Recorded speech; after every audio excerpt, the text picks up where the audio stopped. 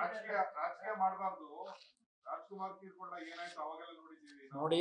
ರಾಜ್ಕುಮಾರ್ ಒಂದ್ ನಿಮಿಷ, ರಾಜ್ಕುಮಾರ್ ತೀರ್ಕೊಂಡಂತ ಸಂದರ್ಭ ನಾನೇ ಹೇಳಿದೆ ಮೊನ್ನೆ, ನಮಗೆ ಫಸ್ಟ್ ಏನು ಇನ್ಫಾರ್ಮೇಶನ್ ಕೊಡ್ಲೇ ಇಲ್ಲ ಫ್ಯಾಮಿಲಿ ಅಂತ, ಮಾಹಿತಿ ಪಬ್ಲಿಕ್ಕಿಗೆ ಮಾಡ್ಬಿಟ್ರು. ನಾವು ಅರೇಂಜ್ಮೆಂಟ್ ಮಾಡ್ಕೊಳ್ಳೋದು ಅವತ್ತು ಬಹಳ ಹಿಂಸೆ ಪಟ್ಟಿದ್ವಿ. ನನಗೆ ಗೌರವ ಇದೆ ಅವ್ರ ಮೇಲೆ. ನಾನು ಅವರ ಚಿತ್ರಗಳನ್ನು ನೋಡೇ ಮಾನವೀಯತೆ, ತಾಯಿ ಹೃದಯ ಅಂತಕ್ಕಂಥದ್ದು ನನಗಿದ್ರೆ ಬಡವರ ಬಗ್ಗೆ ಅವ್ರ ಸಿನಿಮಾ ನೋಡೇ ಕಲ್ತಿರೋದು. ಅವತ್ತಿನ ದಿನ ಸ್ವಲ್ಪ ನಾವು ಮುಂಜಾಗ್ರತೆ ಕ್ರಮ ತೆಗೆದುಕೊಳ್ಳಿಕ್ಕೆ ಯಾವೊಂದು ಮಾಹಿತಿ ಸೀಕ್ರೆಸಿ ಮೇಂಟೈನ್ ಮಾಡಬೇಕು ನಿಮಗೆ ಗೊತ್ತಿದೆ.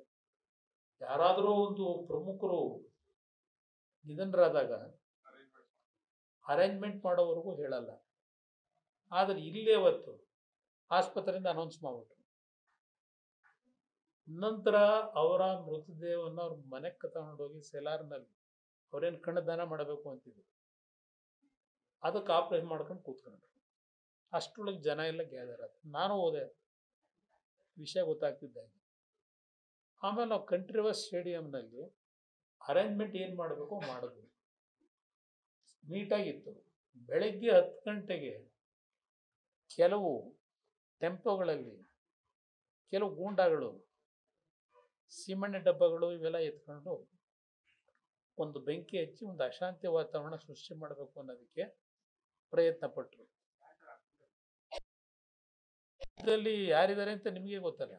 ನನಗೆ ಅವತ್ತು ನಮ್ಮ ಸರ್ಕಾರದ ಇಮೇಜ್ ಹಾಳು ಮಾಡಬೇಕು ಅಂತ ಆ ಒಂದು ಘಟನೆಗೆ ಏನು ಹೊರಟರು, ಗೋಲಿಬಾರ್ ಆಯಿತು, ಇಬ್ಬರು ತೀರ್ಕೊಂಡು. ಅದಾದ್ಮೇಲೆ ಕಂಟ್ರೋಲಿಗೆ ತಂದು. ಅದೇ ಅಂಬರೀಷ್ ಅವರು ತೀರ್ಕೊಂಡಾಗ ಏನಾದ್ರು ಒಂದು ಸಣ್ಣ ಘಟನೆ ಆಯ್ತಾ, ನಾನೇ ಮುಖ್ಯಮಂತ್ರಿ ಇದ್ದೆ. ಆದ್ರೆ ಅವತ್ತಿನ ಅನುಭವ ಪುನೀತ್ ರಾಜ್ಕುಮಾರ್ ತೀರ್ಕೊಂಡು ಹೋದಾಗ ಇದೇ ನಮ್ಮ ಮಿತ್ರ ಪಕ್ಷ ಅವತ್ತು ಒಂದು ಸಣ್ಣ ಘಟನೆ ಆಗಕ್ಕೆ ಅವಕಾಶ ಕೊಡಲಿಲ್ಲ.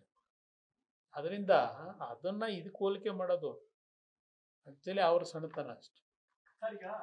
ಮುಖ್ಯಮಂತ್ರಿ ಇದ್ದಾಗ ಚಲನಚಿತ್ರ ಪ್ರಶಸ್ತಿ ಪ್ರದಾನ ಸಮಾರಂಭ ಅಲ್ಲಿ ಮದ್ದೂರಲ್ಲಿ ಅಥವಾ ಮಂಡ್ಯದಲ್ಲಿ ಬಸ್ ಅನಾಹುತ ಆದ್ರೆ ನೀವು ಆ ಫಂಕ್ಷನ್ ಸ್ಟಾಪ್ ಮಾಡ್ತೀವಿ. ಆದ್ರೆ ಇಲ್ಲಿ ಪ್ರಾಣಿಗಳು ಅಂದ್ರೆ ಪ್ರಾಣಿಗಳು ಹೋಗುವಂತ ಕಾರ್ಯಕ್ರಮ ನಿರಂತರ ನಡೆದಿದೆ. ಅವರು BFPS ಗೊತ್ತಿರುತ್ತೆ ಸರ್ ಮಾಹಿತಿ, ಅದು ಕೂಡ ಕಾರ್ಯಕ್ರಮ ನಡೆದಿದೆ. ಇಲ್ಲ, ಈಗ ತೀರ್ಕೊಂಡು ಹೋಗಿರೋ ಘಟನೆ ಗೊತ್ತಿದ್ದು ಅಲ್ಲಿ ಮುತ್ತು ಕೊಟ್ಕೊಂಡು ಕೂತಿದ್ರು. KCS ಸ್ಟೇಡಿಯಂ ಅಲ್ಲಿ ಅವರು ಇವರು ಜನಾರ್ದನ ಹೋಟ್ಲಲ್ಲಿ ಅವ್ರ ಮೊಮ್ಮಗನ ಕರ್ಕೊಂಡು ಹೋಗಿ ಬಾಸುಂದಿ ತಿನ್ಕೊಂಡು ಇವ್ರು ಕೂತಿದ್ರು. ಇವರಿಬ್ಬರದು ವ್ಯತ್ಯಾಸ ಎಷ್ಟು ನಡೆದಿರೋದು. ಅವ್ರಿಗೆ ಅಧಿಕಾರಿಗಳ ಮೇಲೆ ಇವತ್ತು ಆಕ್ಷನ್ ತಗೊಂಡಿರ್ತಕ್ಕಂಥದ್ದು ಏನಿದೆ, ಇದು ಅವರನ್ನ ಮುಚ್ಕೊಳ್ಳಿಕ್ಕೆ. ಅಧಿಕಾರಿಗಳಿಂದ ಇಲ್ಲಿ ಯಾವುದೇ ರೀತಿಯ ಲೋಪ ಆಗಿರಲಿಲ್ಲ. ಅವ್ರು ಕೊಟ್ಟಂತ ಸಲಹೆಗಳನ್ನು ಧಿಕ್ಕರಿಸಿ ಈ ಸರ್ಕಾರ ನಡ್ಕೊಂಡಂತ ರೀತಿ ಇದೆಯಲ್ಲ, ಅದರಿಂದ ಇವತ್ತು ಇಷ್ಟೆಲ್ಲ ಆಗಿದೆ. ಸರ್ಕಾರ ಜವಾಬ್ದಾರಿ ತಗೋಬೇಕಿಲ್ಲ. ಪಾಪ ಯಾರು 4 ಜನ ಅಧಿಕಾರಿಗಳನ್ನ ಸಸ್ಪೆಂಡ್ ಮಾಡಿ ಒಂದು 15 ದಿವಸ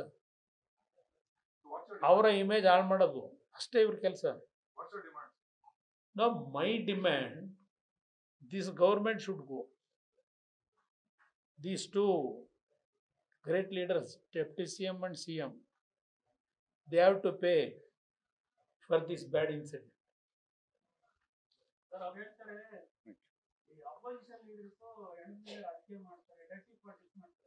ನೋಡಪ್ಪ, ನಮಗ ಅಂತ ದುರ್ಗತಿ ಬಂದಿಲ್ಲ. ಇವತ್ತು ಆ ಕುಟುಂಬಗಳ ಪರಿಸ್ಥಿತಿ ಏನಿದೆ ಅದಕ್ಕೆ ಒಂದು ಕನಿಕರ ಅನ್ನೋದು ಇವರಲ್ಲಿ ಇಲ್ಲ. ಇವತ್ತು ವಿರೋಧ ಪಕ್ಷ ಇರೋದೇ ಅದಕ್ಕೆ. ಸರ್ಕಾರ ತಪ್ಪು ಮಾಡಿದಂಥ ಸಂದರ್ಭದಲ್ಲಿ ಸರ್ಕಾರಕ್ಕೆ ಚಾಟಿ ಇಟ್ಕೊಂಡು ನಾವು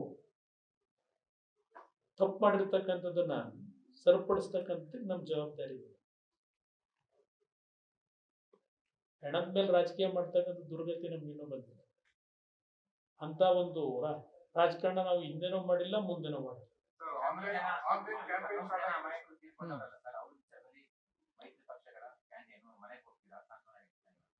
ನೋಡೋಣ, ಅವ್ರ ಮನೆಗಳಿಗೆ ಹೋಗಬೇಕು ಅನ್ನೋದು ಇದೆ.